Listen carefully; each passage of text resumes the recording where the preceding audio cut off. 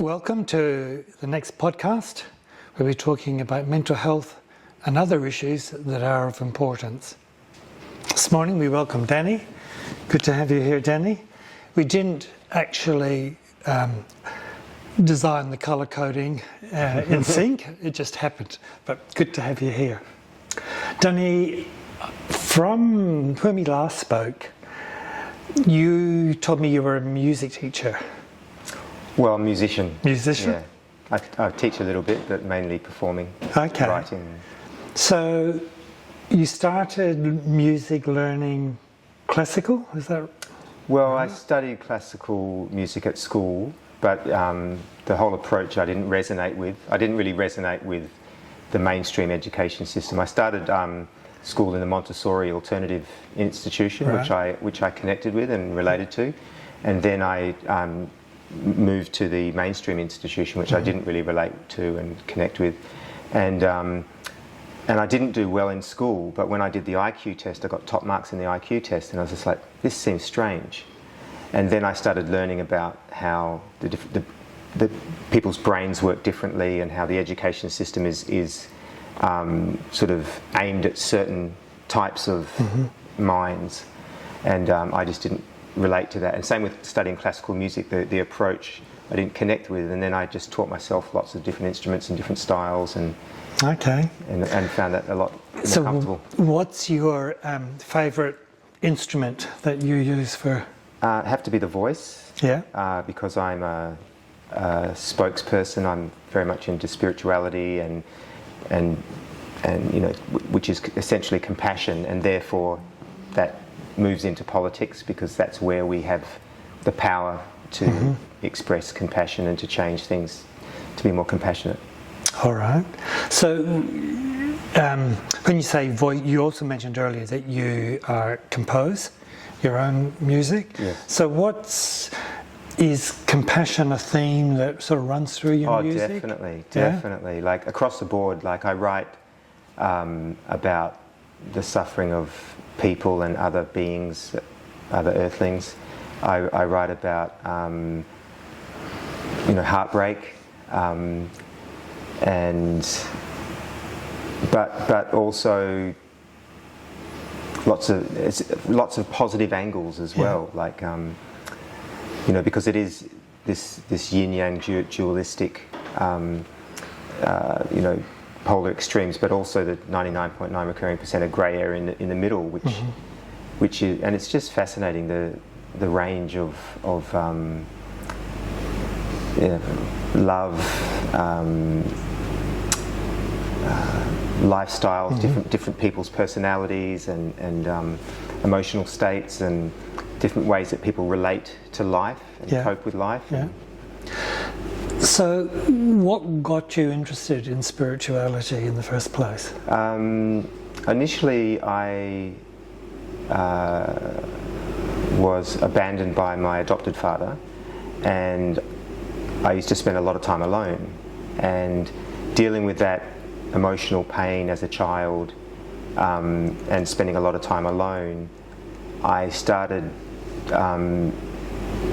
the way that I managed my emotions was switching off.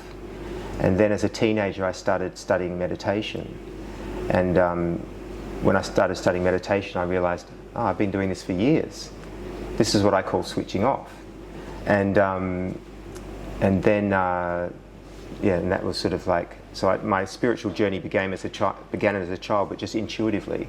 Right. And then when I started studying it formally, I started to understand it. And through studying it, every school I went to, they said, there's only one thing we request of you when you start on the spiritual path, that is not to eat meat. And I didn't understand. And they said, because, you know, like, spirituality is all about compassion, and meat comes from a very lack thereof.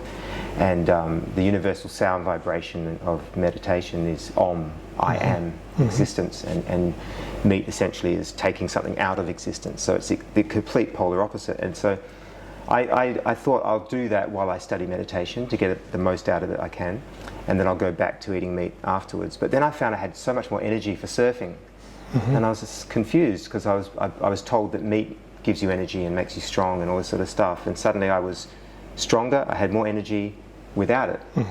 And so I stayed not eating it just for surfing.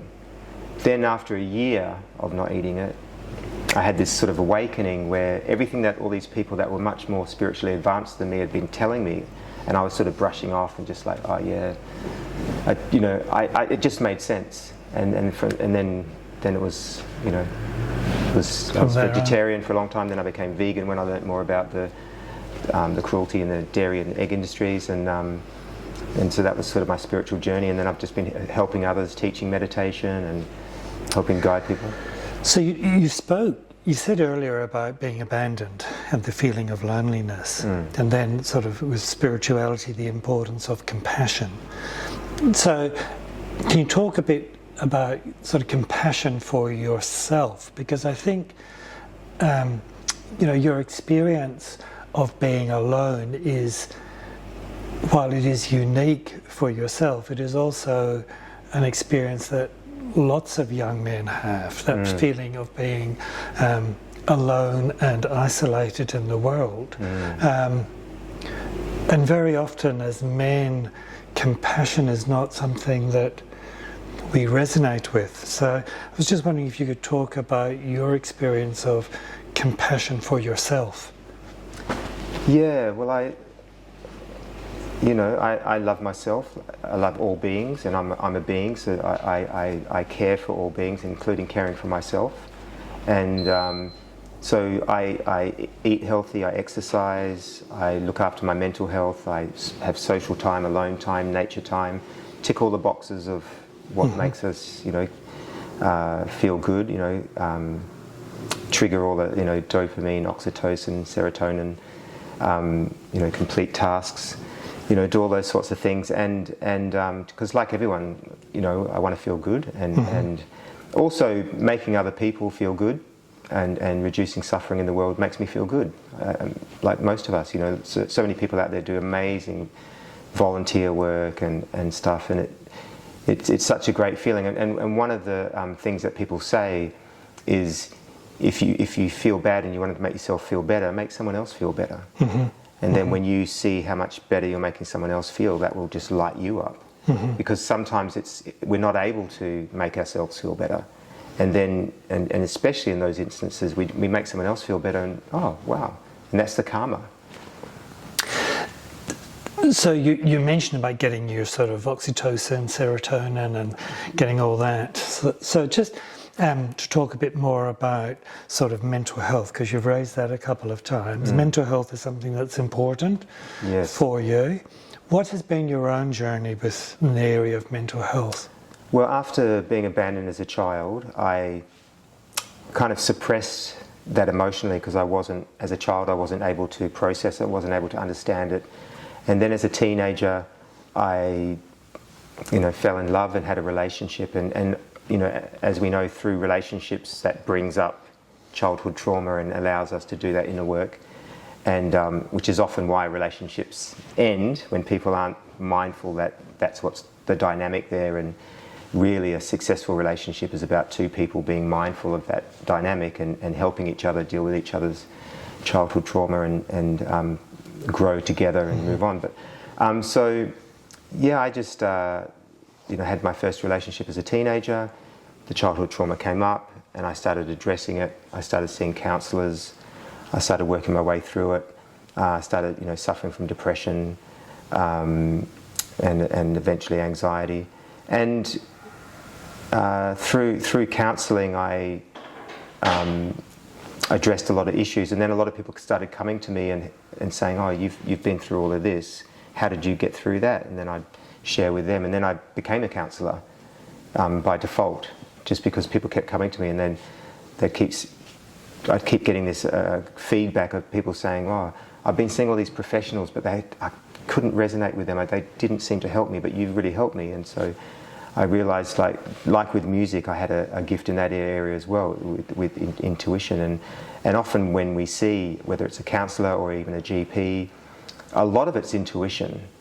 And I've seen a lot of professionals that have got the certificates and the training and stuff, but they really fairly incompetent, because it really gets down to intuition. I've played music with people that have studied jazz and stuff, and they're kind of a bit robotic and not so inspiring. And there's other people which are fairly inexperienced or something, but they just got this magic that sparks, something amazing. And we're all so diverse, and we all have these gifts, and it's about tuning into finding our strengths and then using those strengths to help others. I think our collective spiritual obligation is to reduce suffering in this world. I think really that's what it's all about. That's the spiritual path for all beings.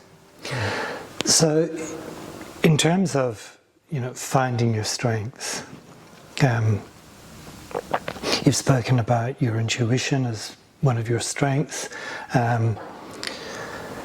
I suppose that sense of flow that for you that comes through music, in terms of the sense of flow, intuition. So, what would you say to a young man who is feeling, perhaps 16, 17, I don't know what strengths I have? What would be your advice to? I'd first say it's okay not to know. There's no need to know, and also that the main thing that we know in the multidimensional multiverses is change. Change is a constant, and that's like the most factual thing we know. And so, whatever's going on, it's really important to be mindful that it's going to change. So no matter how bad things are, or how good things are, or how stable things are, or how consistent they've been, they're going to change. That's the guarantee. So that's a really important thing. If someone's feeling depressed or feeling anything that's problematic, the really, really important thing to understand is that it's temporary. Because it's often when people get into a real sense of despair and panic is when they're not mindful of that, and they just think, I'm going to feel this bad forever. And that's a horrible thing to think, but it's never the case. It just isn't the case.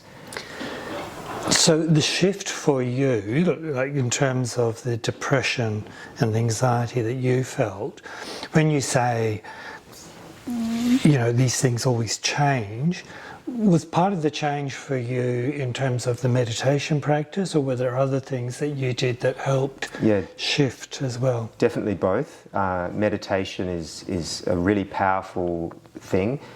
It's subtle, so some people don't think it's powerful. And so meditation is very simplistic, and a lot of people don't understand it. It's basically something that we all do. Every single being meditates. Naturally, it's a natural state of being. Practicing meditation is just getting into that state. Like every being exercises, right? But when you're training, you're getting into that state. Mm-hmm. So when you go shopping and you lift the shopping bags, that's weights. Mm-hmm. When you're walking, that's cardio. When you bend over, that's stretching. And so, you can do yoga, you can do weights, you can do running, and amplify the things that we do naturally to get more benefit.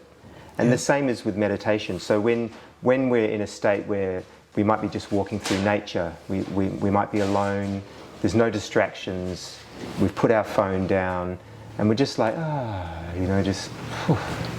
And we have these moments, they're sometimes just for a few seconds, between the thoughts. That's meditation.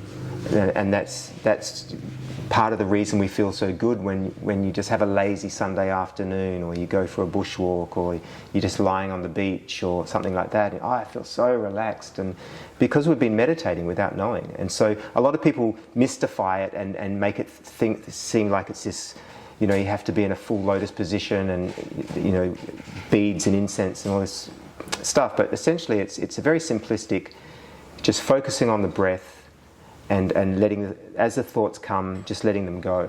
It's not a case of never having any thoughts, it's just a case of not attaching to those thoughts. Trying the best to, when the thoughts come, I'm just going to ignore that, just so I can have a bit of peace. I'll get back to these thoughts later, I'll get back to doing things later, but right now, just for a moment, I'm just going to relax and have a break from the thoughts and activity and everything. And when you have that break and you have that nothingness, it gives clarity. It gives perspective, and it's really, really valuable. I find it interesting what you say too about it being something that can happen like in a few seconds or a few moments, because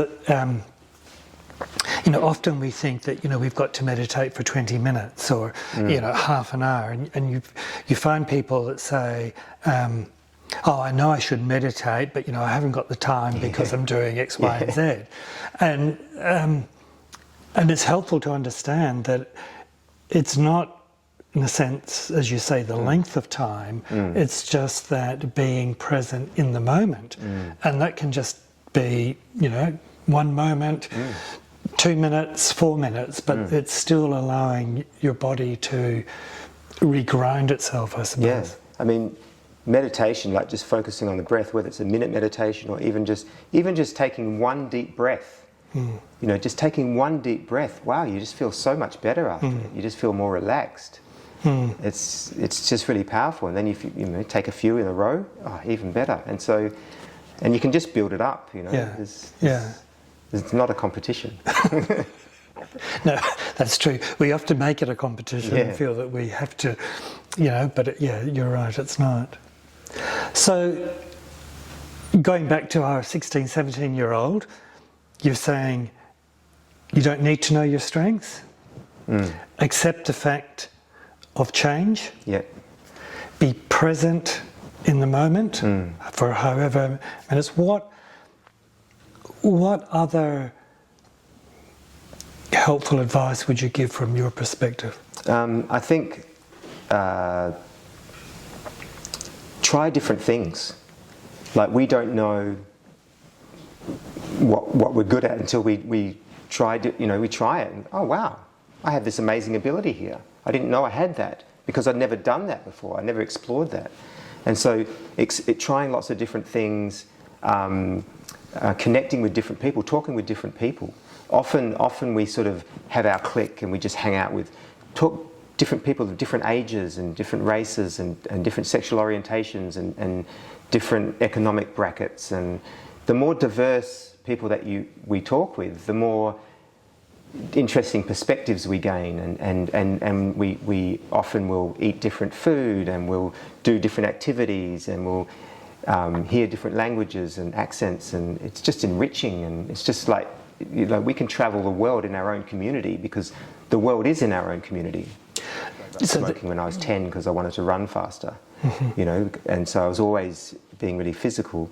But then as a teenager I started practicing yoga, and the physical yoga, the Western sort of physical yoga, as well as the Eastern meditative yoga. But when I started practicing the physical yoga, I was able to touch my toes for the first time in my life. So I actually got more flexible, whereas a lot of people, they're more flexible as a child than they get.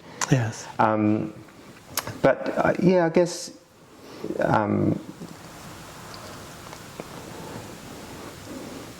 I think the combination of lots of different things is important. Exercise, I find, combats depression. I researched medications and the side effects and all the different ways of dealing with depression, and exercise was on the list, and I'd always been doing it, and then I just did more. And especially when I was feeling depressed, I'd force myself, even though it was the last thing I wanted to do. I just wanted to curl up in bed and just shut the world out. But I'd just force myself to get up and go, okay, make an effort. And then I'd just find it helped. I mean, that's interesting that you talk about the feeling of not wanting to do anything, which is common for many people when we experience depression. You had from the signs of it, you had the internal strength to say, I'm going to make myself. What would you say to a person who feels, I can't even, do that?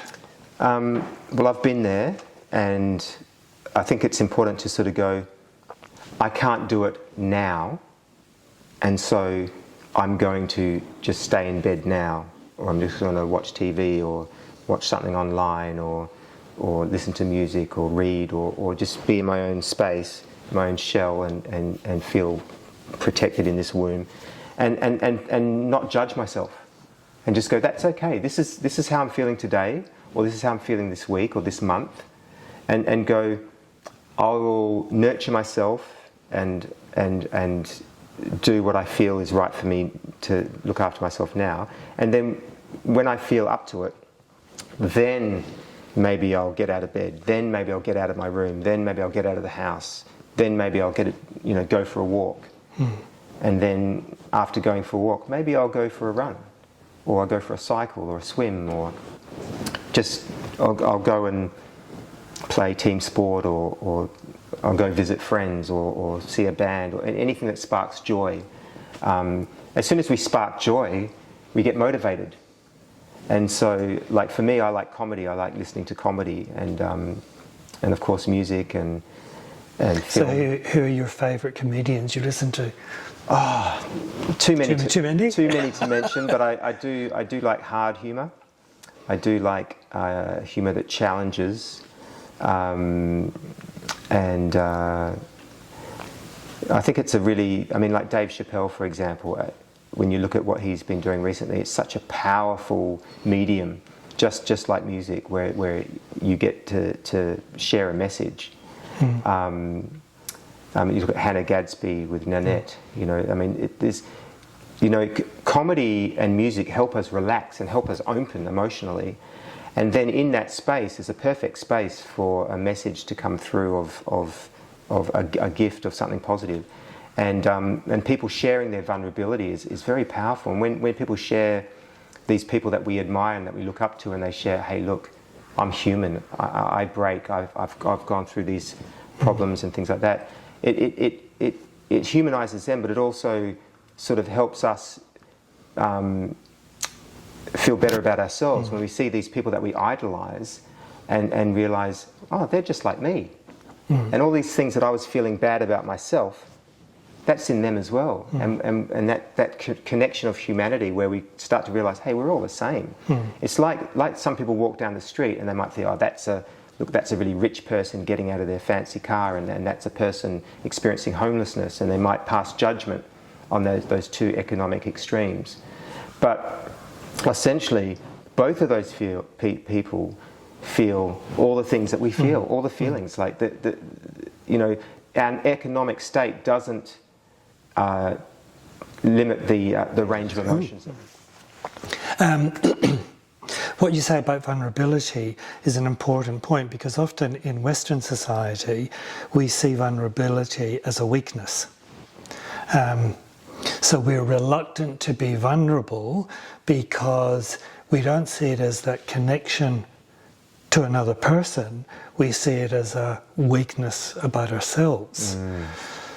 Did you have any sort of comment? Yeah, that's a really interesting thing, and it's been very true, this toxic masculinity, but it's really shifting now. There's an awakening happening globally, where that toxic masculinity is being recognised for what it is, as being very destructive, as leading to suicide and mental health issues and stuff, and that it's ridiculous as well. Like, before the Industrial Revolution, being a big, strong man physically was a really useful thing, because we didn't have cranes to do the lifting for us. So, but now we have machines to do the heavy lifting for us. That kind of strength is no longer as valuable as it used to be, and it's certainly not a measurement of us.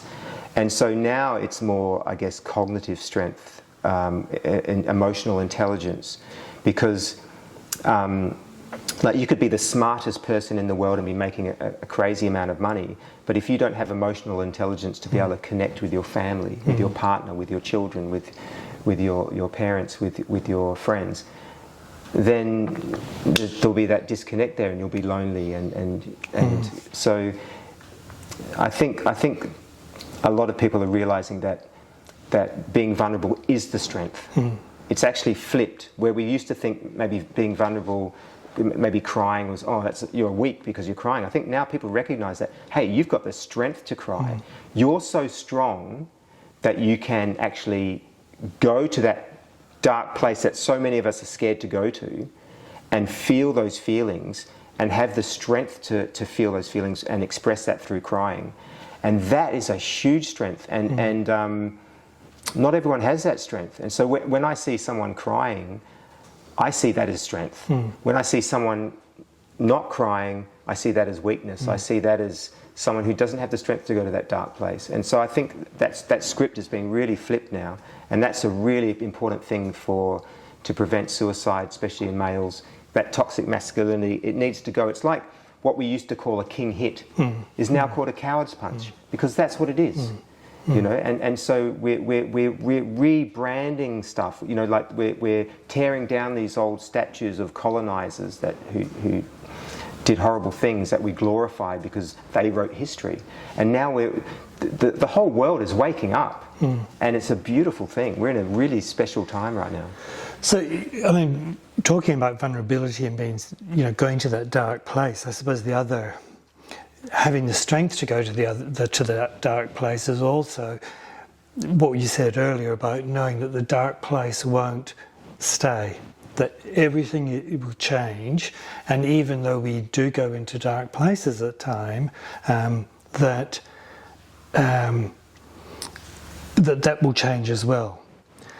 And I just want to come back to some of the comments you made when you were talking about your own experience of being sort of depressed and in that dark place and not having the energy to sort of leave the room. The thing that struck me was you used the word nurturing there. And I think that's another important thing, that with vulnerability, we need to nurture ourselves. And we often need to nurture ourselves before we can nurture other people. Yes, so, definitely. You know, that sort of ability to be compassionate, nurturing to ourselves.